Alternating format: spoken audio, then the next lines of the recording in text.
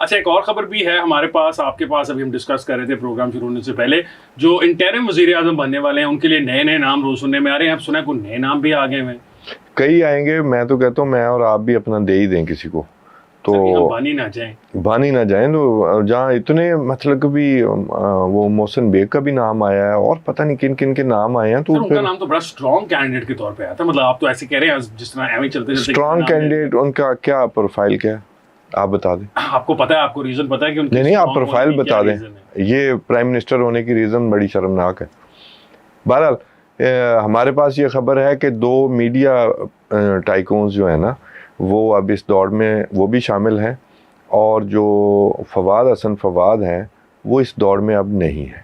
اچھا یہ جو میڈیا ٹائکون ہیں یہ صرف دوڑ میں شامل ہیں یا ان میں سے کوئی بنتا ہوا بھی آپ کو نظر آ رہا ہے؟ نہیں دے آر سیریس کنٹینڈرز اور ان میں سے ایک پہ شاید اتفاق رائے بھی ہو. اچھا یہ سیلف فلوٹڈ نیمز ہیں یا کسی کی طرف سے دیے گئے ہیں؟ مطلب ایک تو اتنے سر آپ نے کہا میں اور آپ بھی اپنا نام دے دیتے ہیں جا کے کہ بھائی ہمیں وزیر اعظم بنواؤ، پھر ہم اپنی پی آر شروع کر دیتے ہیں کہ یار دیکھو ہمارا نام بھی آ گیا. یا آپ کے خیال میں یہ اسٹیبلشمنٹ کی طرف سے یا جو سیاسی جماعتیں ہیں پیپلز پارٹی اور نون لیگ، کیونکہ ان تینوں نے فیصلہ کرنا ہے، تحریک انصاف تو باہر بیٹھی ہے. سیلف فلوٹڈ تو ہم اپنے بھی کر سکتے ہیں. یہ انفیکٹ یہ جو لابنگ کرتے ہیں یہ لوگ پھر ان کے روٹس بھی وہاں تک موجود ہیں، تو ان کا یہ جو نام ہے یہ انڈر کنسیڈریشن ہے.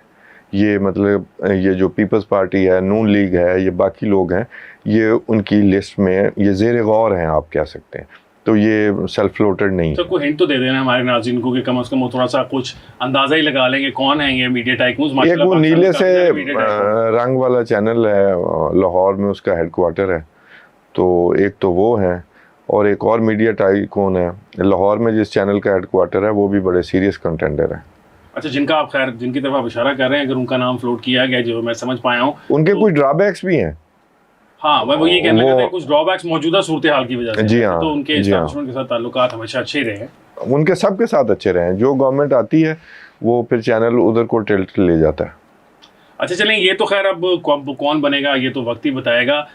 شاہد خاقان عباسی صاحب بھی لندن میں پھر رہے ہیں، میاں صاحب سے ملاقاتیں کر رہے ہیں. ان کے بارے میں چل رہا ہے کہ وہ شاید پاکستان تحریک انصاف جوائن کرنے لگے ہیں، عمران خان صاحب کو جوائن کرنے لگے. اس بات میں کتنی سچائی ہے؟ نہیں یہ اس میں کوئی سچائی نہیں ہے. شاہد خاقان عباسی جو ہے نا وہ بڑے آنریبل آدمی ہیں، ایسی بات نہیں ہے. دیکھیں شاہد خاقان عباسی کے ساتھ سے جو معاملہ ہے نا تھوڑا سا اس کو ڈیٹیل میں ہم کھول لیتے ہیں.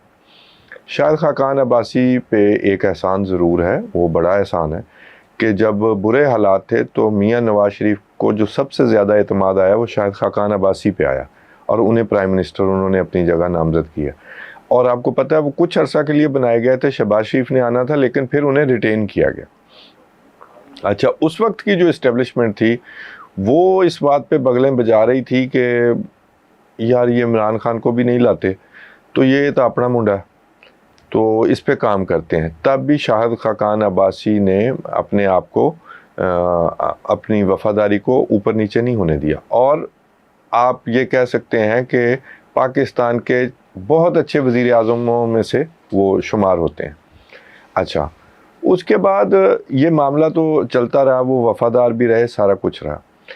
ایک صاحبزادے ہیں میاں شہباز شریف کے، سلیمان شہباز، بظاہر سیاست میں حمزہ شہباز ہیں لیکن وہ at the same time businessman بھی ہیں. ان کی وجہ سے پوری فیملی کو بھی پرابلم آیا، اور وہ سیاستدان بھی بہت اچھا بننا چاہتے ہیں.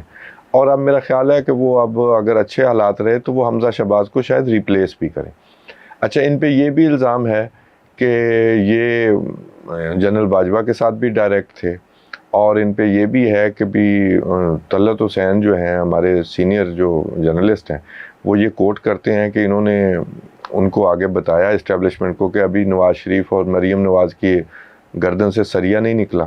تو یہ والے معاملات جو ہیں یہ اصل میں وہ سلیمان شہباز جو ہے نا اب والے معاملات میں وہ جو تنازع پیدا ہوا ہے اس میں وہ مرکزی حیثیت رکھتے ہیں. کیا تنازع کیا ہے ابھی تو مطلب نہیں ابھی آپ کو میں ایک اور بھی بات بتا دیتا ہوں. اگر خاقان عباسی صاحب جا کے اسٹیبلشمنٹ کو اپنے لیڈر کے بارے میں یہ کہہ رہے ہیں اور ان کی بیٹی کے بارے میں کہ ان کا سریا نہیں نکلا تو پھر تو مطلب ان کے خلاف کوئی سازش تو نہیں. ایک باقاعدہ ایک باقاعدہ لابی ہے، اس میں سینئر اور بھی نون لیگ کے جو رہے نا لیڈرز وہ بھی شامل ہیں. دیکھیں جب ایکسٹینشن کا معاملہ تھا تو شاہد خاقان عباسی جیل میں تھے، اور وہ جب طے کیا انہوں نے تو وہ طے کرنے والے 2 لوگ تھے پرو اسٹیبلشمنٹ، جو خواجہ آصف اور رانا تنویر، اور شاہد خاقان عباسی جو ہے وہ اس معاملے میں شامل نہیں تھے۔ تو جب وہ آئے مجھے یاد ہے قومی اسمبلی میں، تو خواجہ آصف اور رانا تنویر وہ جہاں پہنچتے تھے وہاں سے اٹھ کے نکل جاتے تھے ان کے ڈر سے، یہ اتنے اسٹریٹ آدمی ہیں۔ تو وہ پہلے سے ایک لابنگ چل رہی تھی، وہ اس ذہن کے نہیں تھے۔ اچھا، اب یہ جو معاملہ ہوا مفتاح اسماعیل والا جو ایشو ہوا، اس میں اصل جو ہے معاملہ وہاں خراب ہوا۔ وہاں پر مفتاح اسماعیل یہاں پر تھے اور اسحاق ڈار وہاں سے مختلف ہدایات دیتے تھے، سیکرٹریز کو ہدایات دیتے تھے، وہ بڑا معاملہ خراب ہو گیا۔ اس کے بعد آڈیو لیکس آ گئیں جس میں مریم نواز بھی مفتاح اسماعیل کو برا بھلا کہہ رہی ہیں اور شہباز شریف بھی اس بات کو انڈورس کر رہے ہیں۔ اس بات سے بھی دیکھیں جو جیل فیلو ہوتے ہیں نا، وہ پھر بانڈنگ اور بڑھ جاتی ہے، اور پھر مفتاح جو ہے وہ انہوں نے برا سرو نہیں کیا تھا، ان کی ٹانگیں کھینچی جا رہی تھیں۔ اچھا، مفتاح بھی زخمی شیر کی طرح ان کو کھینچ رہے ہیں، اب اسحاق ڈار کی باری ہے باری دینے کی۔ تو معاملہ اس وقت خراب ہوا جب یہ آڈیو لیکس آئیں اور شاہد خاقان عباسی نے وہاں سائیڈ لینی شروع کی کہ مفتاح کے ساتھ زیادتی ہو رہی ہے۔ اس کے بعد آپ کو یاد ہوگا کہ سلیمان شہباز نے کہا کہ پچھلے جتنے بھی وزرائے خزانہ فلاں دور سے فلاں دور تک آئے وہ سارے کلاؤنز تھے۔ اس پہ آپ نے ایک ہلکا سے احتجاج شاہد خاقان عباسی کو دیکھا ہوگا کہ سلیمان شہباز کو اس بات کی وضاحت کرنی چاہیے۔ ظاہر ہے وہ انہوں نے کیا وضاحت کرنی تھی، وہ انہوں نے جان بوجھ کے کیا تھا۔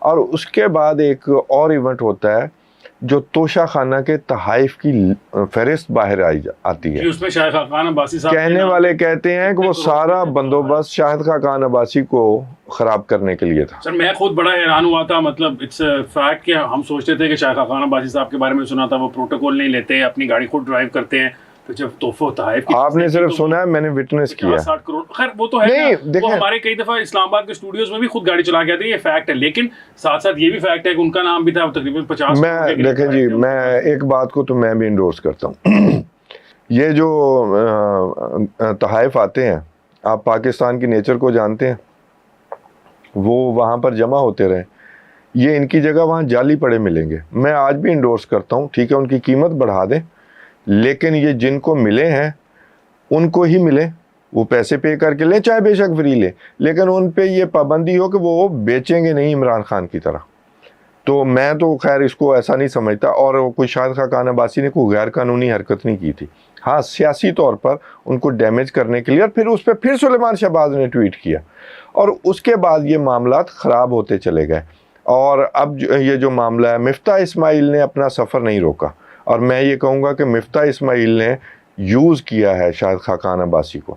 یہ امیجننگ پاکستان، اس میں کوئی ایسا ایشو نہیں تھا۔ میں شاہد خاقان عباسی کی پرسنالٹی کو ایسا نہیں سمجھتا کہ وہ کسی کے ساتھ کوئی دغا کریں گے یا کوئی نئی پارٹی بنائیں گے، ایسا کوئی معاملہ نہ ان کی یہ کیپیسٹی ہے۔ تو امید کرتے ہیں کہ ان کا معاملہ جو ہے نواز شریف کے ساتھ بہتر ہو جائے۔ شہباز شریف اور ان کی فیملی جو ہے نا، ان کے مشنز اور ہیں، وہ شاید خاقان عباسی کو نہیں چاہتے، وہ میرا خیال ہے خواجہ آصف اور رانا تنویر گروپ کے ساتھ وہ زیادہ اپنے آپ کو وہ بہتر ایزی سمجھتے ہیں۔ تو یہ ایشو ہے شاہد خاقان عباسی کا، ان کا ایک وہ ہرٹ ہوئے ہیں کہ آپ نے مفتاح اسماعیل کے ساتھ زیادتی کی، اور پھر آپ شاہد خاقان عباسی سے بھی ڈائریکٹ ہوئے اور ان کو بھی ذلیل کرنے کی کوشش کی۔ تو اس وجہ سے وہ ہیں، شاید نواز شریف نے راضی کر لیا انہیں،